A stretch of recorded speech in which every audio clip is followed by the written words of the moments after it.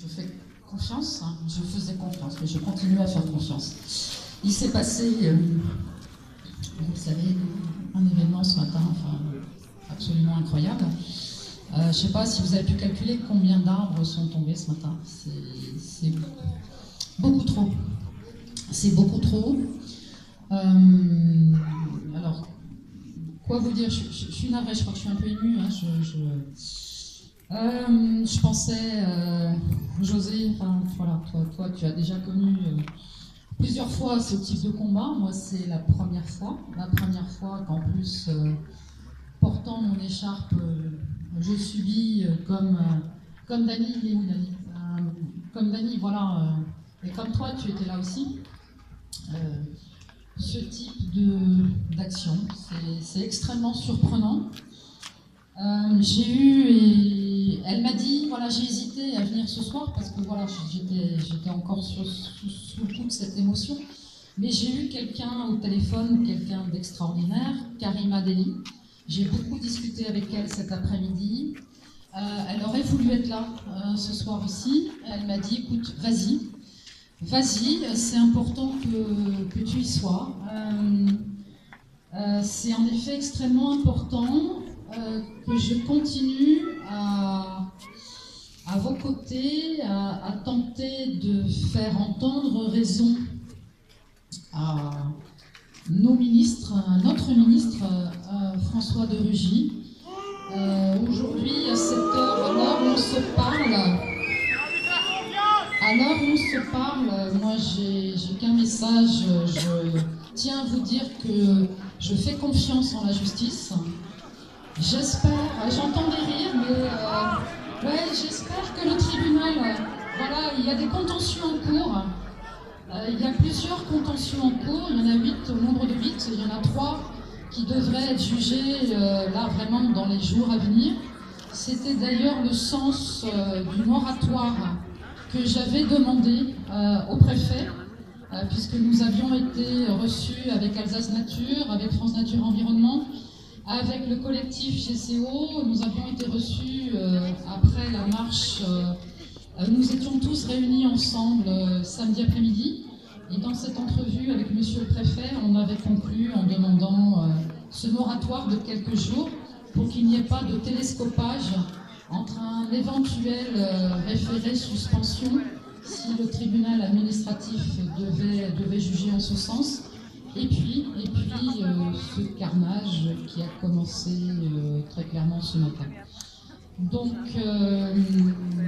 vous savez que j'avais réussi à obtenir lundi soir de la part de François de Rugy un rendez-vous qui devait se tenir au ministère demain matin. Je crois, pour avoir entendu ce qu'il a dit sur les chaînes chez Bourdin ce matin, donc il n'a trouvé que des qualités au grand contournement ouest de Strasbourg. Du coup, en phase avec Alsace Nature, avec le collectif, avec France Nature Environnement, nous sommes en phase et je crois qu'aller rencontrer le ministre dans ces conditions, en tout cas je ne le souhaite pas comme ça, c'est pas du tout une rupture de dialogue, de loin pas.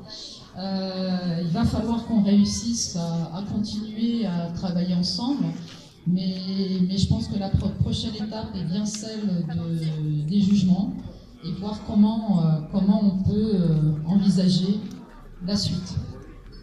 Voilà. On a proposé d'ailleurs à François de Rugy de venir sur site, de venir nous rejoindre, de venir voir ce qui se passe. Donc il sait qu'il est le bienvenu, si je puis m'exprimer comme ceci. Si, parce que c'est lui le ministre, même s'il estime qu'il n'y a plus rien à faire, que tout est lancé, puisqu'il dit que c'est Nicolas Hulot qui a tout signé. Lui-même a déjà dit que tout était signé. J'aimerais repréciser, certains d'entre vous le savent, mais en juin, quand j'ai vu, nous étions plusieurs là aussi à avoir vu et rencontré Nicolas Hulot, manifestement en juin, il découvrait des éléments de ce dossier, non pas parce qu'il n'avait pas travaillé le dossier, mais parce qu'on ne lui avait pas donné tous les éléments. Ça, je l'ai constaté et voilà. Et François de Rugy, donc maintenant qui vient d'arriver,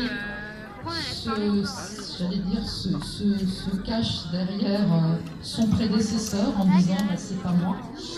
Mais je pense que c'est pas comme ça qu'il va pouvoir entamer sereinement son ministère sur des sujets aussi sensibles.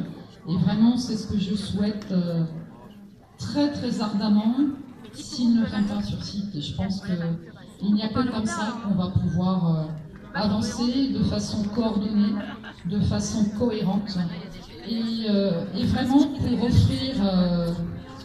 Et c'est pour cela qu'en tant que médecin, vous le savez, je ne vais pas reprendre les éléments de mon discours de samedi, mais en tant que médecin, je continuerai toujours et encore à dire que je ne peux pas mentir à la population et que de dire, c'est ce que j'ai expliqué à tous les médias toute la journée, et que dire que le GCO est une solution pour Strasbourg, c'est vraiment mentir à la population. Bravo!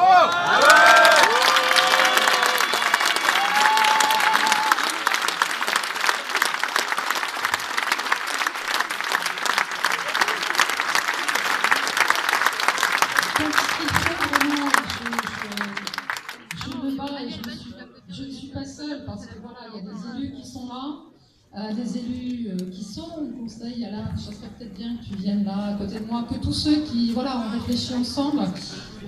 Tiens, plutôt. Ah, c'est vrai! Attends, j'en ai une. Mais j'en ai une. Le problème c'est que je me suis changée, mais celle-là, elle a été gazée, donc je ne sais pas si. Il faudrait un petit peu la. Je n'ai pas le temps de la laver.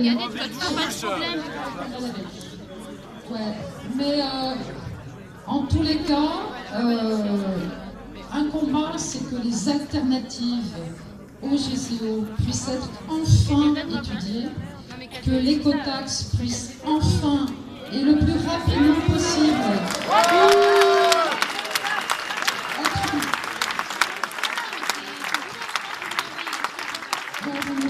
que l'écotaxe puisse être enfin mise en place et plus vite